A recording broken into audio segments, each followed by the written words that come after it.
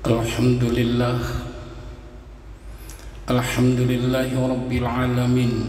Ashhadu an la ilaha illallah wahdahu la syarika lah, wa ashhadu anna Muhammadan abduhu wa rasuluh. Allahumma salli wa sallim wa barik ala sayyidina Muhammadin wa ala alihi wa ashabihi ajma'in. Amma ba'du, fa ya ibadallah, usikum wa nafsi bitaqwallah. Ittaqullah haqqa tuqatih, faqad fazal muttaqun. Qala Allah Ta'ala fil Qur'anil Karim, a'udzu billahi minasy syaithanir rajim.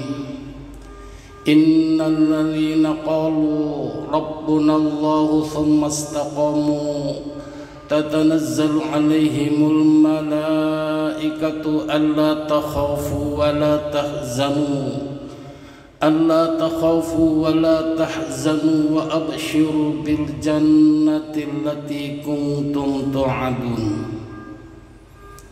Hadirin kaum muslimin jamaah Jumat rahimakumullah, melalui mimbar yang mulia ini saya berwasiat kepada diri saya sendiri khususnya dan kepada seluruh jamaah, marilah kita selalu berusaha untuk meningkatkan kualitas iman, kualitas takwa kita kepada Allah seiring dengan tambahnya usia kita, sehingga tercapailah apa yang kita cita-citakan tatkala malaikat Israel datang menjemput kita dalam keadaan husnul khatimah. Amin. Hadirin kaum muslimin jamaah Jumat rahimakumullah, maaf, kita pernah merasakan susah dalam mimpi, kita pernah merasakan senang dalam mimpi, kita pernah merasakan takut dalam mimpi, dan mohon maaf, kita nanti pernah kita di antara kita akan merasakan sakitnya yang luar biasa dan menduga itu adalah sebuah mimpi, yaitu sakaratul maut.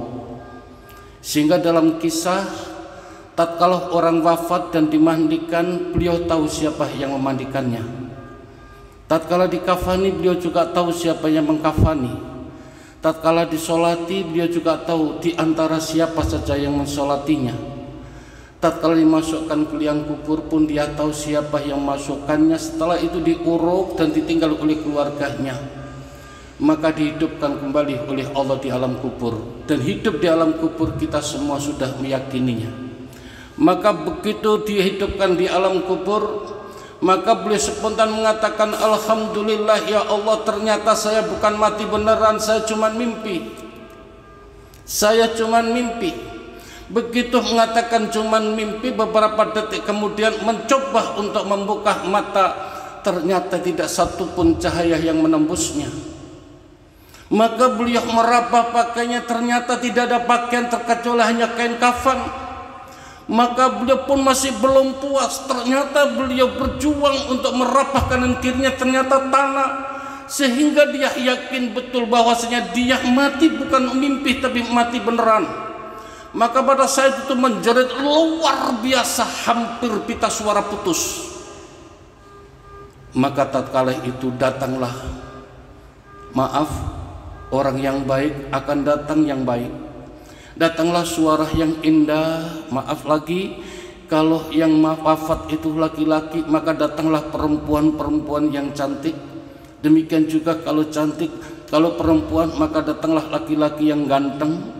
Maka ditanya, siapa anda, siapa anda, siapa kamu? Satu persatu menjawab, aku adalah Qur'anmu, aku adalah bacaan Qur'anmu, aku adalah sodakohmu, aku adalah birrul walidainmu, aku adalah amalmu. Hadirin kaum muslimin jamaah Jumat rahimakumullah, kita bisa membayangkan alangkah bahagianya orang yang wafat dengan membawa segudang amal. Dan kita tidak bisa membayangkan tatkala kita paniknya luar biasa, ternyata yang datang justru menakutkan, berbau busuk dan lain sebagainya.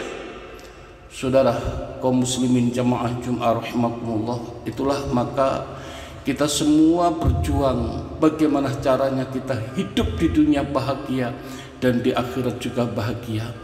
Itulah maka ada sebuah pesan khamsatun asya tunawwirul qabr. Ada 5 hal yang nantinya akan menjadi cahaya di alam kubur, berarti nanti juga cahaya di dunia, berarti bahagia di dunia. Yang pertama adalah al-ikhlasu fil ibadah. Di antara 5 itu yang pertama adalah al-ikhlasu fil ibadah, ikhlas dalam ibadah. Hadirin kaum muslimin jamaah Jum'ah rahimakumullah, sebagaimana pernyataan Allah, wa ma umiru illa liya'budullaha mukhlishin. Ikhlas adalah di antara bagian syarat diterimanya amal kita oleh Allah. Ini berat, tapi kita harus berjuang sedikit demi sedikit. Insya Allah dengan bertambahnya usia kita, maka insya Allah lebih tajam tatkala kita konsen untuk menjadi hamba Allah yang ikhlas. Hadirin kaum muslimin jamaah Jum'ah rahimakumullah, bagian dari ikhlas saya mengutip satu pendapat yang indah, yaitu Imam Ahmad. Ikhlas itu diantaranya adalah orang yang tidak terpengaruh dengan pujian dan cacian. Mereka tidak terpengaruh dengan pujian dan cacian karena beliau sadar pujian manusia pun tidak akan ngefek, cacian manusia pun tidak ngefek. 1000 manusia mencaci pun dia akan kuat. 1000 manusia memuji pun dia tidak akan gentar. Saudara kaum muslimin jamaah Jum'ah rahimakumullah, maaf saya ngangkat sebuah kisah yang dosis amat sangat tinggi dan nanti bisa disesuaikan. Ada salah seorang yang cukup mukhlis, di mana setiap hari kalau dia punya uang, beliau memborong minuman keras, beliau bawa pulang, sehingga sekampung menduga meyakini dia adalah pemabuk berat. Ternyata nyampe di rumah beliau buang satu persatu, dibuang ke toilet sambil mengatakan, alhamdulillah pemuda saat ini tidak bisa mabuk karena minuman keras sudah kuborong. Semua orang meyakini dia adalah pemabuk berat. Sampai akhirnya si orang sekampung mengadakan satu kesepakatan, kapanpun saja dia meninggal dunia, kata mereka, jangan dirawat, kalau perlu kita buang saja ke kotoran unta. Kalimat itu nyampe ke keluarga, akhirnya nyampe ke istrinya nyampaikan ke suami. Apa jawab suami? Enggak apa-apa, orang-orang tidak merawat jenazahku, tidak mau mensolatiku, toh nanti yang merawat jenazah, toh nanti yang mensolati aku adalah raja. Orang yang ikhlas mempunyai kekuatan yang luar biasa. 1 juta manusia menggoncang pun dia akan punya kekuatan yang luar biasa. Hadirin, apa yang terjadi? Pada suatu saat beliau lagi jalan-jalan malam, di tengah perjalanan beliau sakit yang akhirnya beliau wafat di pinggir jalan. Pagi harinya orang kampung tahu kalau si beliau sudah wafat, tapi ternyata terbukti satu kampung pun tidak ada yang peduli dengan jenazahnya. Pada saat itu sang raja lagi belusukan, kalau bahasa sekarang, dengan beberapa asistennya, dengan beberapa ajudannya, melihat jenazah di pinggir jalan, orang kampung dipanggil, ternyata tidak ada yang peduli. Maka si raja bertanya, apa dosa mereka sehingga orang kampung membenci seperti ini? Maka beliau ceritakan. Akhirnya si raja mengatakan, hantarkan aku ke keluarganya. Dihantarkanlah ke keluarganya, dan si raja bertanya kepada sang istri, dan istri cerita, dan disampaikan pula jawaban sang ayah, bahwa sang suami, bahwa saya enggak apa-apa, orang kampung tidak mensolati saya, toh nanti yang mensolati aku adalah raja. Akhirnya si raja meneteskan air mata dan mengatakan, ibu, akulah raja. Itulah maka akhirnya si raja menghubungi, kalau bahasa sekarang presiden menghubungi gubernur, bupati, sampai ke wali kota, sampai ke camat, semua dianjurkan untuk sholat gaib. Itulah barokah dari ikhlas. Hadirin kaum muslimin, apapun saja kita berjuang menjadi orang yang mukhlis. Andaikan tidak, andaikan kita kecampur sedikit-sedikit riya, mudah-mudahan Allah memaafkan kita, dan tatkala kita wafat betul-betul menjadi orang yang mukhlis. Yang kedua adalah birrul walidain. Untuk kita bisa sampai bahagia di dunia apalagi nanti di akhirat, birrul walidain. Hadirin kaum muslimin jamaah Jumat rahimakumullah, dari sekian banyak deretan tentang kisah birrul walidain, izinkan saya mengangkat sebuah kisah di mana pada suatu saat seorang syekh ceramah di hadapan sekian banyak mustami'. Syekh mengatakan, siapa di antara kalian yang mendoakan ayah ibunya 5 kali dalam sehari semalam adalah termasuk anak durhaka. Spontan para mustami', para jamaah kaget, loh kiai ini keliru. Ternyata kalimat itu muncul berulang kali, bahkan lebih dari 4 kali. Sehingga sebelum ceramah diakhiri, sang pemuda yang sudah nggak kuat untuk menerima itu, dia ingin tahu sekali dengan apa yang dimaksud dengan kiai oleh sang kiai. Maka sang pemuda berdiri dan bertanya, kiai, awalnya aku menduga kiai keliru. Mengapa kita berdoa 5 kali untuk orang tua dikatakan anak durhaka? Maka sang kiai, sang syekh mengatakan atau bertanya kepada sang pemuda, coba kalau kamu berdoa untuk kedua orang tuamu bagaimana? Maka beliau menjawab, Rabbi ufirli wali walidayya warhamhuma kama rabbayani shaghira. Stop, ulangi lagi sampai 5 kali. Maka sang kiai mengatakan, tatkala kamu berdoa 5 kali untuk ayah ibumu, apakah kamu sampai kesal? Tidak. Andaikan kamu berdoa 10 kali, apakah kamu kesel? Tidak. Andaikan kamu berdoa 20 kali, 100 kali, apakah kamu sampai kesel? Tidak. Andaikan kamu berdoa 200 kali, apakah kamu sampai berkeringat? Tidak. Andaikan doa 500 kali, apakah sampai punggungmu sakit? Tidak. Kalau kamu membaca, kalau berdoa 100 kali kamu tidak kesel, 500 kali pun kamu tidak berkeringat, mengapa kamu cuma doa 5 kali? Saudara kaum muslimin jamaah Jumat rahimakumullah, itulah maka kita ingat celotehan orang-orang tua dulu, wong tua iku pangeran sing katon. Itulah maka di antara kunci keberhasilan adalah orang tua. Maka dari itu hadirin kaum muslimin jamaah Jumat rahimakumullah, ayo kita berusaha semaksimal mungkin untuk berbakti kepada orang tua. Maaf barangkali saya terlalu arogan mengatakan, apa yang kau harapkan dari anak-anak kita? Apa yang kita harapkan dari anak-anak kita?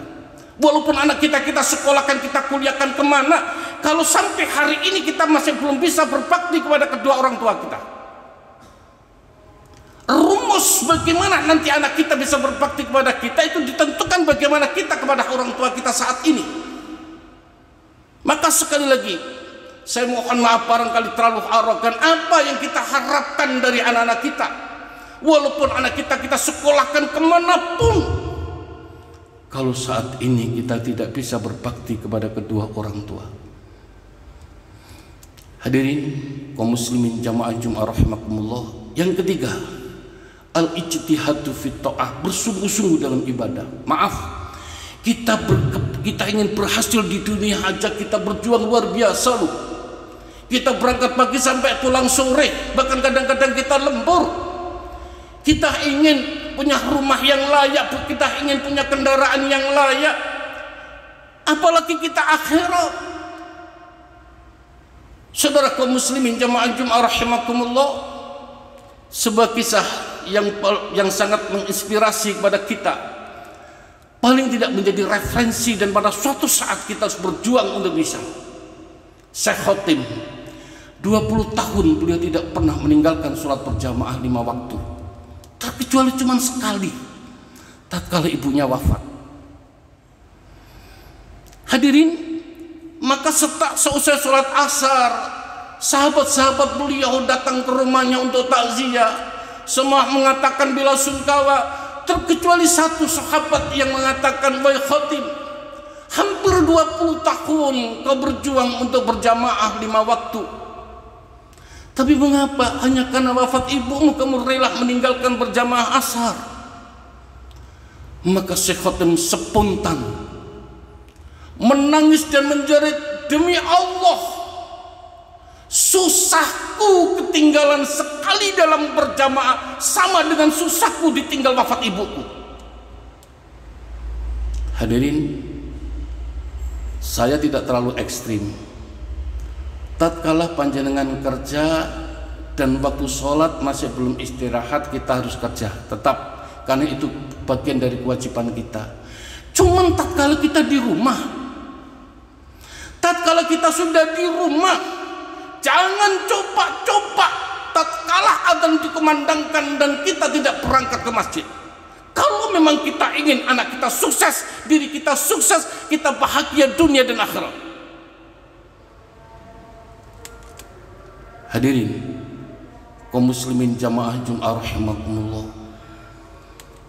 itu adalah bagian dari kunci yang terbesar. Itulah maka Umar bin Khattab pernah mengatakan, siapa di antara sahabat yang sholat di rumah maka paksa ke masjid. Bahkan maaf, ada satu redaksi yang agak ekstrim, bakar rumahnya. Ini bukan berarti kita membakar rumah mereka, tapi ini menunjukkan bahwasanya jamaah itu adalah amat sangat penting. Yang selanjutnya yaitu ayyuksilah dzikrullah, yang banyak zikir kepada Allah. Ala bi dzikrillahi tatmainnul qulub. Kalau kita istiqomah zikir kepada Allah, kalau kita banyak zikir kepada Allah dan istiqomah zikir kepada Allah, jaminan Allah, innal ladzina qalu rabbuna Allah tsumma istaqamu tatanazzalu alaihimul malaikatu alla takhafu wa la tahzanu wa abshiru bil jannah. Hadirin kaum muslimin jamaah Jum'ah rahimakumullah, demikianlah uraian khutbah singkat saya. Mudah-mudahan kita mampu untuk merenungkan sekaligus mengaplikasikan dalam kehidupan kita, sehingga benar-benar kita menjadi hamba Allah yang bahagia di dunia dan bahagia kelak nanti di akhirat. Amin ya rabbal alamin.